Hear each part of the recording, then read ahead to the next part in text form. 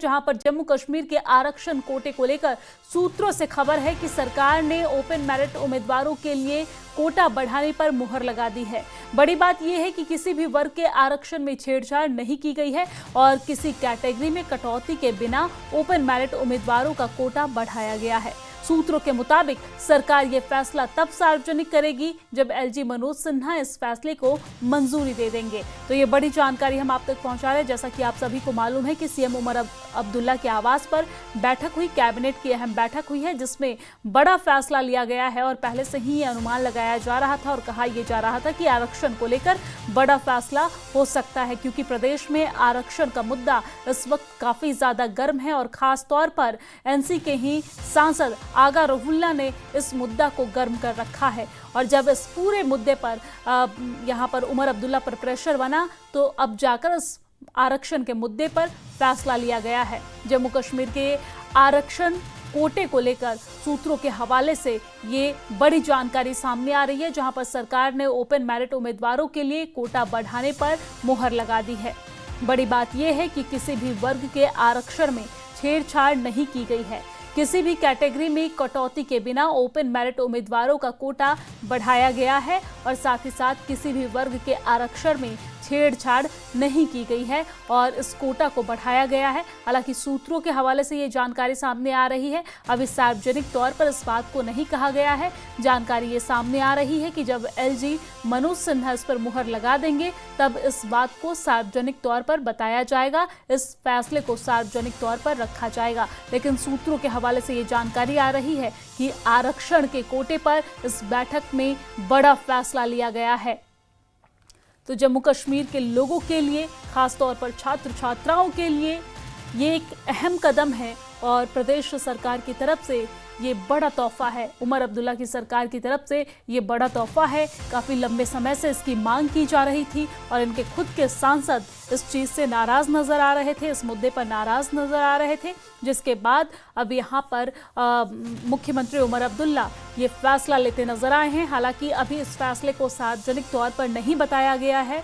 सूत्रों के हवाले से बस ये जानकारी सामने आ रही है, जब तक एलजी की मुहर इस फैसले पर नहीं लग जाती है तब तक इस फैसले को सार्वजनिक नहीं किया जाएगा।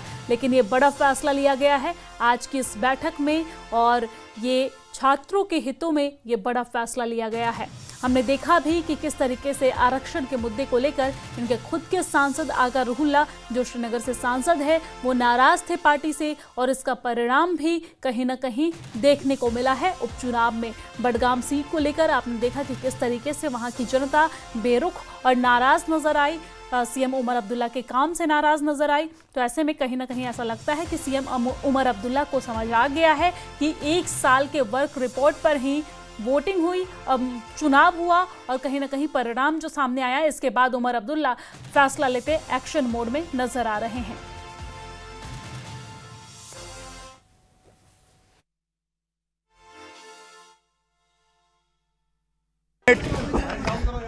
कैबिनेट में 22 एजेंडा के आइटम थे ना, बहुत चीजों पे बातें हुई। द्वारका में नया कश्मीर हाउस बने, उस पे R&D डिपार्टमेंट में चीफ इंजीनियर्स की प्रपोजल, उस पे बात हुई। कोऑपरेटिव सोसाइटीज़ को किस तरह हम नए सिरे से उनको जिंदा कर सकते हैं, उसके लिए दो तीन एजेंडा आइटम थे। बहुत सी बातें थी। एक आइटम जो है वो रिजर्वेशन को लेके भी था। अब कैबिनेट मीटिंग की मिनट्स साइन करने और उन्हें ऑनरेबल एलजी साहब के पास भेजने से पहले मैं उन पे यहाँ तबसरा करूँ, गलत होगा।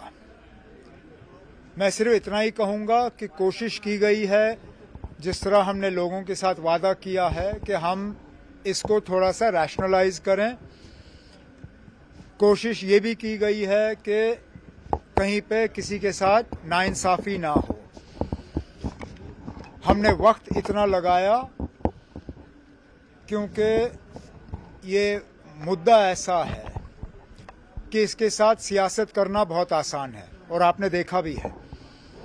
जो लोग कल तक हमें ताने दे रहे थे कि आप लोगों ने रिजर्वेशन पे कुछ नहीं किया, आज हमें धमकियां दे रहे हैं कि अगर ये हुआ तो हम एहतजाज शुरू करेंगे। कैबिनेट ने अपने तरफ से कोशिश की है कि एक ट्रांसपेरेंट और एक फेयर प्रोसेस जो है हम अडॉप्ट करें। अब मामला ऑनरेबल एलजी साहब के पास जाएगा। जब तक फाइल उनके पास नहीं पहुंचती तब तक इससे ज्यादा मैं इस पे कहूंगा नहीं।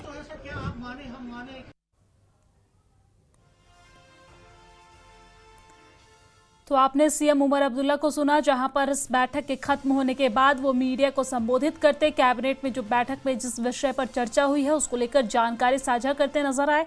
हालांकि अंत में उन्होंने ये भी कह दिया कि जब तक अब इस फाइल पे सिग्नेचर नहीं होता है, साइन नहीं होता है, मैं कुछ भी विस्तार से नहीं कहूँगा। अब देखने वाली बात होगी कि फाइल जब उपराज्यपाल मनोज सिन्हा के पास जाता है तो क्या कुछ होता है। लेकिन फिलहाल कैबिनेट में आरक्षण को लेकर यह बड़ा फैसला हुआ है और अन्य भी कई मुद्दे हैं जिस पर बड़ा फैसला लिया गया है। इसी खबर पर ज्यादा जानकारी के साथ हमारे साथ श्रीनगर से हमारे संवाददाता समीर भट्ट हमारे साथ जुड़ गए हैं। समीर, क्या कुछ बातें और कही गई है उमर अब्दुल्ला की तरफ से? जरा विस्तार से समझाइए किन किन मुद्दों पर चर्चा इस बैठक में की गई है, क्या कुछ मुद्दा रहा है, आरक्षण को लेकर क्या कुछ खास रहा है?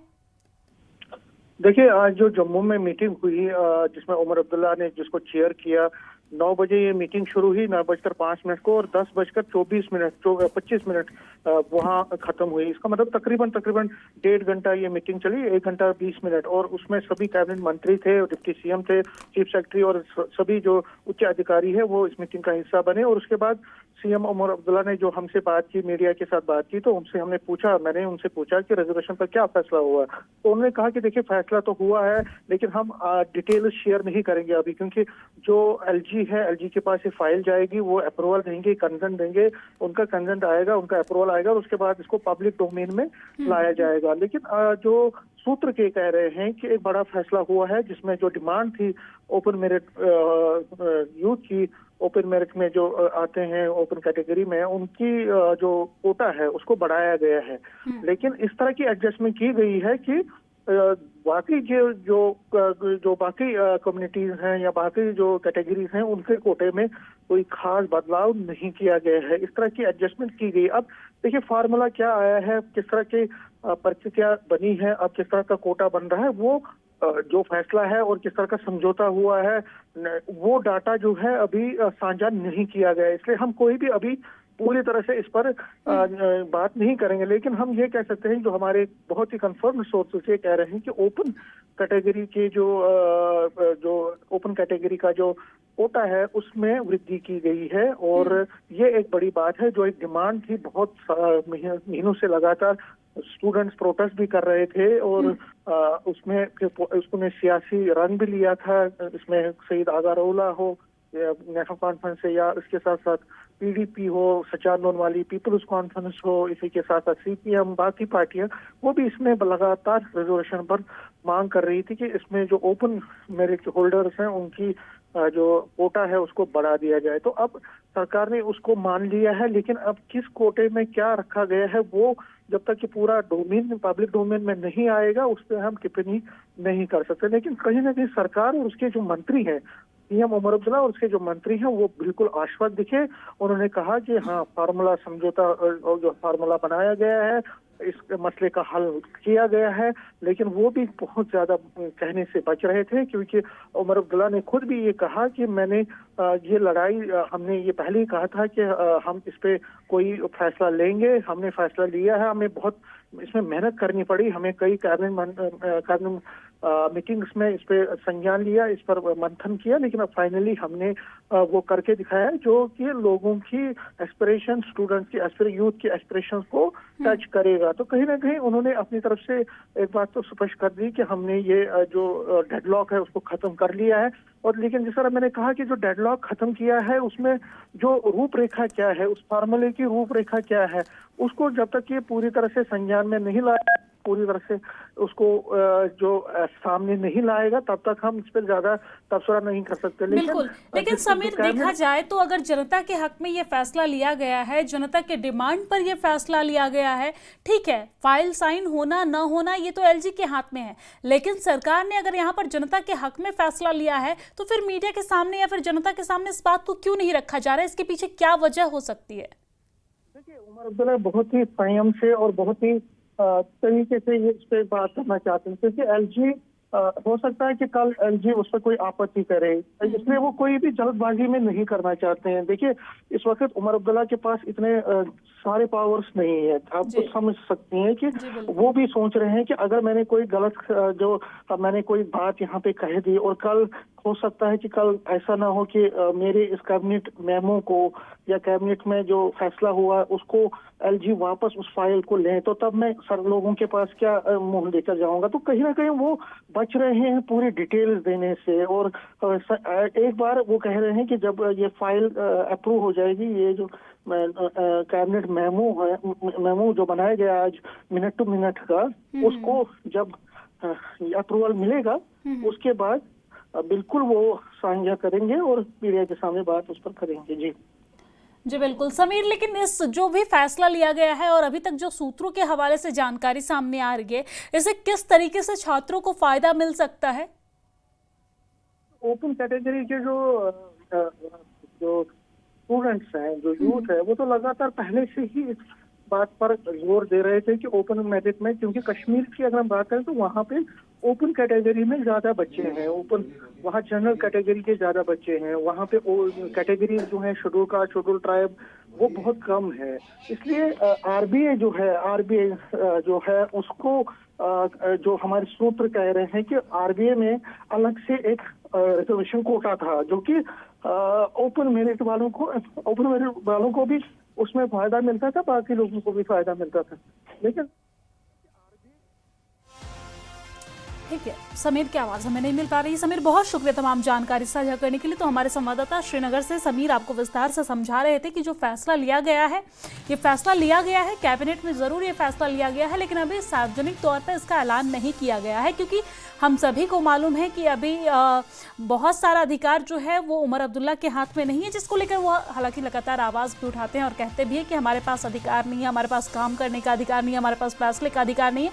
तो फैसला ज़रूर कैबिनेट में लिया गया है, लेकिन अब ये मोहर के लिए एलजी के पास जाएगा और एलजी की तरफ से अगर इस फाइल पे मोहर लग जाती है फिर इस बात को सार्वजनिक तौर पे रखा जाएगा। तो लगातार जिस चीज़ की मांग की जा रही थी उस पर बैठक हुई और बैठक में एक बड़ा फैसला लिया गया है, लेकिन अब देखना होगा कि इस पर मुहर लगकर कब तक आता है और कब तक इस फैसले को सार्वजनिक किया जाता है।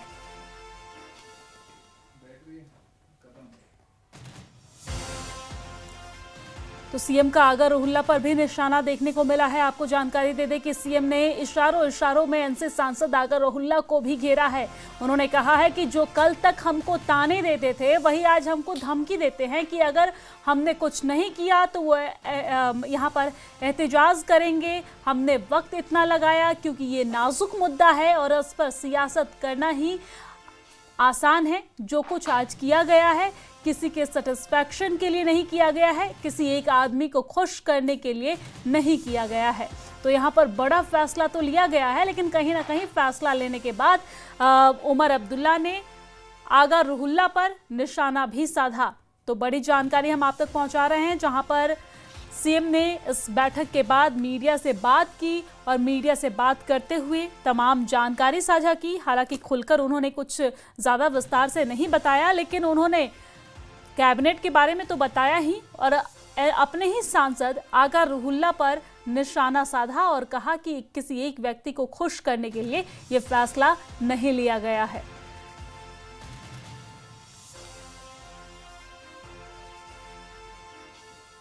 मेरे दोस्त जो हैं, जिन दोस्तों का आप जिक्र कर रहे हो, वो शायद ही किसी चीज़ से सेटिस्फाई हो सकते हैं। ये उनके सेटिस्फैक्शन के लिए हमने नहीं किया। किसी एक आदमी को लगे कि ये उसके लिए है या उसको खुश करने के लिए है, ये उसकी गलतफहमी है। ये किसी एक फ़र्द के बारे में नहीं है, ये जम्मू कश्मीर के आवाम के बारे में है। और हमारे तरफ से एक कोशिश कि जो हमने अपने मंशूर में एक और वादा किया था कम से कम उसको हम मुकम्मल करें।